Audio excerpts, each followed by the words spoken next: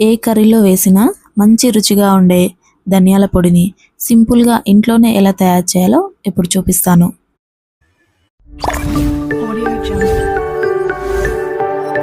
Hello friends, welcome to our channel. ముందుగా stove మీద ఒక ప్యాన్ పెట్టి అందులో 2 కప్పుల వరకు ధనియాలను తీసుకోండి. మంటను మీడియం ఫ్లేమ్లోనే ఉంచి ధనియాలను బాగా కలుపుతూ దోరగా అయ్యేంత వరకు ఫ్రై చేసుకోవాలి. ధనియాలు పచ్చివాసన పోయేంత వరకు బాగా ఫ్రై చేయాలి. ఇవి వేగడానికి 2 నుండి 3 నిమిషాల వరకు టైం పడుతుంది. ఈ పొడిని veg curries, non veg curries ఎందులో అయినా వేసుకోవచ్చు. ధనియాలను పచ్చివే పొడి చేసుకోవాలి అనుకుంటే ఒకరోజు మొత్తం ఎండలో ఉంచి తర్వాత మిక్సీ పట్టుకొని ఆ పొడిని ఏ కూరలో అయినా వేసుకోవచ్చు.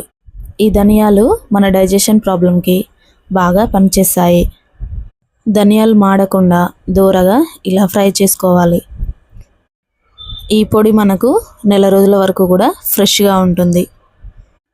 ఇవి పూర్తిగా చల్లారిన తర్వాత ఒక మిక్సీ జార్లోకి తీసుకొని మెత్తటి పొడిలాగా మిక్సీ పట్టుకోవాలి.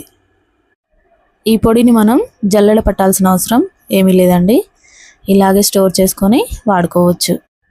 ఇంతే అండి, ధనియాల పొడిని సింపుల్గా ఫ్రెష్గా ఇంట్లోనే ఎలాంటి కెమికల్స్ లేకుండా ప్రిపేర్ చేసుకోవచ్చు.